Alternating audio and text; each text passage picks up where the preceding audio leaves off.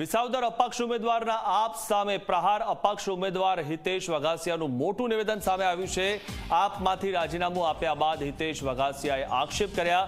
વિસાવદરમાં 2022માં આર્થિક લાભની લાલચમાં ટિકિટ આપી.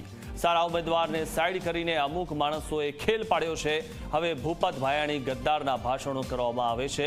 ભૂપત ભાયાણીને ટિકિટ આપનાર કોણ હતું?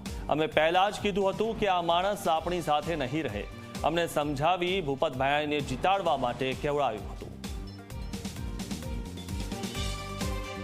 અમુક આર્થિક લાભ ખાટવાની લાલચમાં વિસાવદર વિધાનસભાની 2022ની ટિકિટ એક એવા ઉમેદવારને આપી દેવામાં આવી કે જે સર્વેમાં પણ નહોતું નામ અને જેનું મૂળ બીજેપી હતું. અમે બધાએ ત્યારે પણ વિરોધ કરેલો કે આ માણસ આપણી સાથે નહીં ટકે, પરંતુ અમુક આર્થિક લાભ લેવાની લાલચમાં સારા ઉમેદવારને સાઇડલાઇન કરી અને અમુક માણસો જે છે આમ આદમી પાર્ટીના, એમણે આ ખેલ પાડ્યો.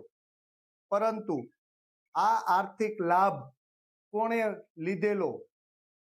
અત્યારે ગામડે ગામડે બધે એવા ભાષણો કરવામાં આવે છે કે ભૂપત ભાયાણી ગદ્દાર છે, ગદ્દાર છે, ગદ્દાર છે.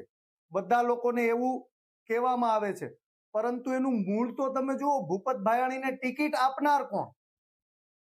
ભૂપત ભાયાણીને ટિકિટ આપનાર કોણ? ત્યારે આમ આદમી પાર્ટીના પ્રદેશ પ્રમુખ તરીકે